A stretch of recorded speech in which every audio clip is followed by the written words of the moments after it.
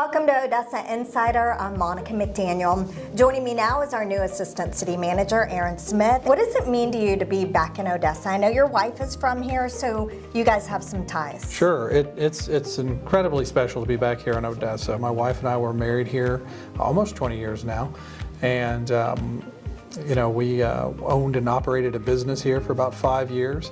And there came a time in my career when I was just really passionate about, I'd really like to get going into public administration and start that process. And actually what I did is through mutual friends at church who happened to work at the city of Odessa, I got a meeting with Richard Morton at the time. And so I went up to his office and just discussed public administration and how that was something I was passionate about and wanted to get started with. And he gave me some sound advice.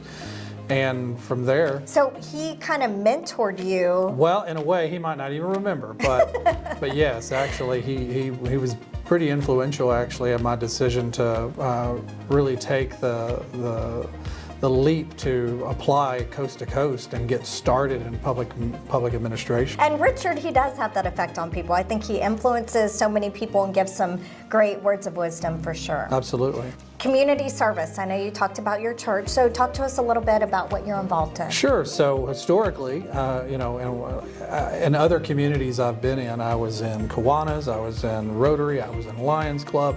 I volunteered. I was a volunteer of the year for a YMCA in another community I worked in. So we try and do as much as we can, and we're looking to get plugged in again here. So I'm sure you're going to have a lot of nonprofits reaching out saying, hey, we need your help. What is it that you want our employees to know about you and anything you want them to hear from you? Sure. I think it's important. I'm here for the employees, right? So as Assistant City Manager, my job is to serve, to help promote the mission of the city. My job is to help the city manager do his job, to do special projects, to oversee departments that he gives to me. In addition to that, to just carry out the things that the city council has set as priority, right? So that's our job, but we also know that we can't do what we do without those employees. And it sounds like you have a servant's heart, and I know that's certainly appreciated. I have to bring up something fun. Mm-hmm. Your socks. Oh gosh. So is that one thing you like getting creative with? Well, I never used to be creative with that. For me it was always white socks or black socks, but my 11-year-old daughter makes sure that I have the proper socks.